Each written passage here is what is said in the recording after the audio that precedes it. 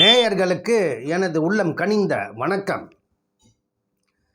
Sir, இப்போ ஒருத்தரை பார்க்குறீங்க அப்படின்னு வைங்க. எங்கே சார் பார்ப்பீங்க? முதல்ல அவர் முகத்தை தானே பார்ப்பீங்க. முகத்தை பார்த்தோன்னு என்ன சொல்லுவீங்க? இவர் நல்லவர், நல்லா மகாலட்சுமி மாதிரி இருக்கு இந்த பெண்ணு சொல்லுவீங்க இல்லையா? அப்போ ஒருத்தரை பார்க்க சொல்லவே முக லட்சணத்தை பார்க்குறோம் இல்லையா? முக லட்சணத்தை வைத்துத்தானே சோப்பு சீப்பு வரலாறு, அவர் எப்படிப்பட்டவர், எப்படிப்பட்ட குணம் உடையவர்னு ஓரளவு சொல்லிடலாம் இல்லையா? அதே மாதிரி தான் சார், ஒரு அன்பர் இன்னைக்கு காலையில் கால் பண்ணி, நான் எப்படிப்பட்டவன், வாழ்க்கையில் ஜெயிப்பேனா இல்லை தோல்வி அடைவனா இல்லை வீழ்ச்சி அடைவனா, மிகப்பெரிய உச்சத்துக்கு வருவனா அப்படின்றத எடுத்த உடனே சொல்கிறது எப்படி சார்?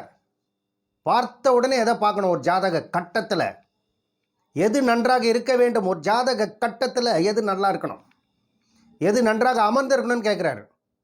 அப்போ ஒரு ஜாதக கட்டத்தில் பார்த்தோன்னே சொல்லிடலாம் சார், இவர் கோட்டீஸ்வரனாக வாழ்வதற்கு தகுதியுடையவர், இவர் ஒரு 50,000 30,000 தான் சம்பாதிப்பார், ஆயிரக்கணக்கில் சம்பாதிப்பார், லட்சக்கணக்கில் சம்பாதிப்பார், கோடிக்கணக்குக்கு சொந்தக்காரன், கோடிக்கணக்கான பண வரவுகளுக்கு சொந்தக்காரன், கோடிக்கணக்கில் சம்பாத்தியம் உண்டு, இவருக்கு லட்சக்கணக்கில் சம்பாத்தியம் உண்டு, ஆயிரக்கணக்கில் சம்பாத்தியம் உண்டுன்னு சொல்லிடலாம் சார். இப்போ ஒரு ஜாதகத்தை பார்க்க சொல்லுவேன்.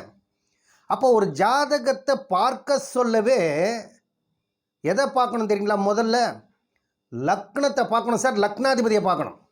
முதல்ல லக்னாதிபதி தான். லக்னாதிபதி நன்றாக அமர்ந்திருக்கிறாரா? நன்றாக அமர்ந்திருந்தால் யோக ஜாதகம். லக்னமும் சேர்ந்து இருந்தால் ராஜயோக ஜாதகம். லக்னமும் நன்றாக அமர்ந்து லக்னாதிபதியும் எந்த விதத்திலும் பாவகிரகங்கள் சேர்க்கை இல்லாமல், சனி செவ்வாய் பார்வை இல்லாமல், லக்னத்தையும் பார்க்கக்கூடாது சனி செவ்வாய், லக்னத்திலேயும் ராகு கேதுகள் அமர்ந்து இருக்கக்கூடாது. அந்த லக்னாதிபதியும் 6 8 12ஆம் இடங்களில் அமர்ந்து இருக்கவே கூடாது. அப்போ ஒரு லக்னாதிபதி நீச்சம் பகை, ஒரு ஜாதக கட்டத்தில் நீச்சம் பகை அமர்ந்து நீச்சம் பகை ஆகவே கூடாது சார். ஒரு ஜாதகத்தை எடுத்தாக்கா முதலிலேயே லக்னாதிபதி நன்றாக இருக்கிறாரா, அப்படியே பல பல பல பலன் இருக்கணும் சார். லக்னாதிபதி டைரக்டாக அப்படியே நல்ல ஒரு விதத்தில் அமர்ந்திருக்கணும். அந்த ஜாதகம் பௌர்ணமி சந்திரனாக அமர்ந்திருக்கான்னு பார்க்கணும். ஒளி பொருந்திய சந்திரன் அந்த மிகவும் சிறப்பு சார். ஒரு ஜாதக கட்டத்தில் முதல் எடுத்தோடனே லக்னாதிபதி நன்றாக இருந்துட்டாலே இவர்களுக்கு மிகப்பெரிய யோகம் காத்துக்கிட்டு இருக்குன்னு அர்த்தம். அதற்கடுத்து லக்னமும் நன்றாக அமர்ந்துருச்சுன்னு வைங்க, இவர்களுக்கு லக்னமும் லக்னாதிபதியும் நல்ல முறையில் சுபத்துவமாக 6 8 12ஆம் இடங்களில் அமராமல், திதி சூன்யத்தில் அமராமல், உச்சமாகவோ ஆட்சியாக அமர்ந்து விட்டால் போதும் சார். இவர்கள் ராஜயோகத்துக்கு சொந்தக்காரன். ஆனால் இந்த மாதிரி லக்னமும் லக்னாதிபதியும் நன்றாக அமர்ந்து இவர்களுக்கு திரிகோண ஸ்தானாதிபதியில் என்ற தசாகாலம் வந்துச்சுன்னு வைங்க, 1 5 9 என்று சொல்லக்கூடிய பூர்வ புண்ணிய ஸ்தானாதிபதி தசாகாலம். 5ஆம் இடம் தான் பூர்வ புண்ணிய ஸ்தானம் இல்லையா? அப்போ 9ஆம் இடம்ன்றது பாக்கியஸ்தானம்.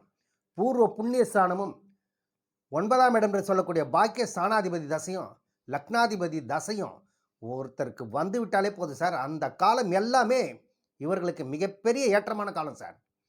ஒரு ஜாதக கட்டத்தில் லக்னம் லக்னாதிபதி நன்றாக அமர்ந்து 5ஆம் வீட்டதிபதி பார்வையும் வந்துச்சுன்னு வைங்க, அந்த ஜாதகத்துக்கு லக்னத்திற்கு குரு பார்வையும் வந்து 5ஆம் வீட்டதிபதியும் பார்வை வந்து 9ஆம் வீட்டது எந்த விதத்திலாவது 2 9 கனெக்ட் ஆகிட்டு 11ஆம் வீட்டது கனெக்ட் ஆகிட்டு லக்னமும் நன்றாக அமர்ந்து லக்னாதிபதியும் நன்றாக இருந்து 2 9 11 ஒருவருக்கொரு தொடர்பு பெற்று ஒருவருக்கொருவர் 6 8 12ஆம் இடங்களில் அமராமல், நீச்சம் பெறாமல், ஆட்சி உச்சமாக இருந்து, இப்படிப்பட்ட அமைப்புகளில் ஒரு ஜாதக கட்டத்தில் அமர்ந்துச்சுன்னு வைங்க, லக்னாதிபதி நன்றாக இருக்கணும், லக்னமும் நன்றாக இருக்கணும், 2 9 11 கனெக்ட் ஆகிருக்கணும். இப்படி கனெக்ட் ஆகிருந்து இவர்களுக்கு அந்த யோக தசா காலம்லாம் வந்துச்சுன்னு வைங்க, இவர் தான் சார் கோட்டீஸ்வரன். கோட்டீஸ்வர தரவரிசையில் நிச்சயம் இடைப்பிடிப்பார் இவன். அப்படிப்பட்ட ஜாதக அமைவு நான் சொல்லும் இந்த விதிப்படி இருக்கணும். அப்படி இல்லை சார், 2 9 11 கனெக்ட் ஆகிருக்கு, ஆனால் எனக்கு லக்னத்தில் ராகு உட்கார்ந்துட்டாரு, லக்னாதிபதி நல்லா இருக்காரு அப்படின்னாக்கா, இவர்கள் எல்லாம் ஆயிரக்கணக்கு தான் சார் சம்பாதிப்பார்கள். ஒரு லட்சத்துக்கே போக மாட்டாங்க. அப்போ ஒரு ஜாதக கட்டத்தில் லக்னம் நன்றாக இருந்து லக்னாதிபதி ஓரளவு சுபத்தமாக இருந்துச்சுன்னு வைங்க, இவர்கள் எல்லாம் கண்டிப்பாக ஓரளவு சம்பாத்தியம் நிச்சயம் உண்டுன்னு சொல்லிடலாம் சார்.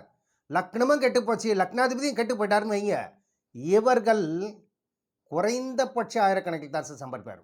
குறைந்தபட்சம் ஒரு 10,000, 15,000, 20,000 தான் இவருடைய வருமானமே சார். நீங்கள் வேணால் உங்கள் ஜாதகத்தை செக் பண்ணி பாருங்கள், உங்கள் நண்பர்கள் ஜாதகத்தை செக் பண்ணி பாருங்கள். யாரெல்லாம் வெறும் 15,000க்கு தாண்டாமல் இருக்காங்களோ அவங்க ஜாதகத்தை செக் பண்ணி பாருங்கள் சார். அவங்க ஜாதகத்தில் பார்த்தீங்கன்னா லக்னம் லக்னாதிபதி கண்டிப்பாக பாவத்தமாக அமர்ந்திருக்கும். உங்கள் நண்பர்கள் ஜாதகத்தையே எடுத்து பாருங்கள். ஒரு சிலர்லாம் வந்து ஆயிரக்கணக்கில் சம்பாதிக்கிறாங்கன்னு வைங்க, லக்னாதிபதி நன்றாக அமர்ந்திருக்கும் சார். 70,000, 80,000, 90,000, 50,000 இந்த கணக்கில் தான் அவர்கள் சம்பாதிப்பார்கள். இதே ஒருத்தர் லட்சக்கணக்கில் சம்பாதிக்கிறாருன்னு வைங்க, லக்னமும் நன்றாக இருந்து லக்னாதிபதி நன்றாக இருக்கும். இதில் 5ஆம் வீட்டதி 9ஆம் வீட்டதிபதி தசா காலம் வந்திருக்கும் அவருக்கு. சிறு வயதில் இப்படிப்பட்ட தசா காலம் வந்ததுன்னா இவர்கள் எல்லாம் கோட்டீஸ்வர தரவரிசையில் கிடையாது, லட்சாதிபதியாக தான் இருப்பாங்க.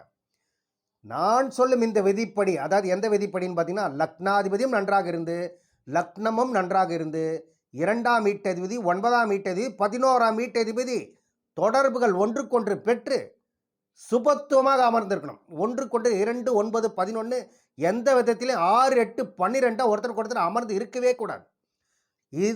இந்த விதத்தில் அமர்ந்து 2, 9, 11 நல்ல நிலையில் அமர்ந்து லக்னமும் நன்றாக இருந்து லக்னாதிபதியும் நன்றாக அமர்ந்து இந்த 2ஆம் வீட்டதிபதி 9ஆம் வீட்டதிபதி 11ஆம் வீட்டதிபதி தசா காலம் இவர்களுக்கு வந்துவிட்டது என்றால் இவர்கள் தான் சார் முதல் தரமான கோட்டீஸ்வர தரவரிசையில் இடம் பிடிப்பார்கள். உங்கள் ஜாதகத்தில் லக்னம் நல்லா இருக்கா, லக்னாதிபதி நல்லா இருக்கான்னு பார்த்துக்குங்க. நீங்கள் வேணால் செக் பண்ணி பாருங்கள். நான் சொல்லும் இந்த விதி கரெக்டாக இருக்கும் சார். சார், நான் சொல்வது அனைத்தும் உண்மை சார். நான் சொல்லும் அமைப்புகள் எல்லாமே உண்மை. உங்கள் ஜாதகத்தை செக் பண்ணிக்கங்க. கண்டிப்பாக செக் பண்ணி பார்த்தீங்கன்னா 15,000, 20,000 சம்பாதிக்கக்கூடிய ஒரு 40 வயசு 35 வயசு மேலே கூட 15,000, 20,000 கூட தாண்டி இருக்க மாட்டார். அவர் ஜாதக கட்டத்தை செக் பண்ணி பாருங்கள். நீங்கள் லக்னமும் லக்னாதிபதியும் கெட்டு போயிருக்கும், நிச்சயம் கெட்டு போயிருக்கும் சார். இவர்கள்லாம் வாழ்க்கையில் 1000 தாண்டவே முடியாது சார். இவங்களெல்லாம் 1000 கணக்கு தாண்டவே முடியாது. லக்னமும் நல்லா இருந்து லக்னாதிபதி நல்லா இருக்குன்னு வைங்க, 5, 9 தசா காலம் வந்ததுனாக்கா இவர்களுக்கு லட்சக்கணக்கில் கண்டிப்பாக சம்பாதிப்பாங்க. அவர்களுக்கு அந்த தசா காலம் வரணும். லக்னமும் நன்றாக இருந்து லக்னாதிபதியும் சுபத்துவமாக நான் சொல்லும் விதிப்படி ஆட்சி உச்சமாக அமர்ந்து 2ஆம் வீட்டது 9ஆம் வீட்டது 11ஆம் வீட்டது தொடர்பு பெற்று 2ஆம் வீட்டு அதிபதி தசாவோ 5ஆம் வீட்டு அதிபதி தசாவோ 9ஆம் வீட்டு அதிபதி தசாவோ 11ஆம் வீட்டு அதிபதி தசா காலமாக இவர்களுக்கு வந்துவிட்டது என்றால் இவர்கள் தான் முதல் தரமான கோட்டீஸ்வர தரவரிசையில் நிச்சயம் இடைப்பிடிப்பார்கள் சார். நீங்கள் வேணால் உங்கள் ஜாதகத்தை செக் பண்ணி பாருங்கள். அப்படி உங்களுக்கு செக் பண்ண தெரியவில்லை என்றால் இந்த தரணி ரமேஷ் ராஜை தொடர்பு கொள்ளுங்கள். உங்கள் சந்தேகங்கள் அனைத்தையும் நிச்சயம் நிறைவேற்றுவார் என்று கூறி விடைபெறுகிறேன். நன்றி, வணக்கம்.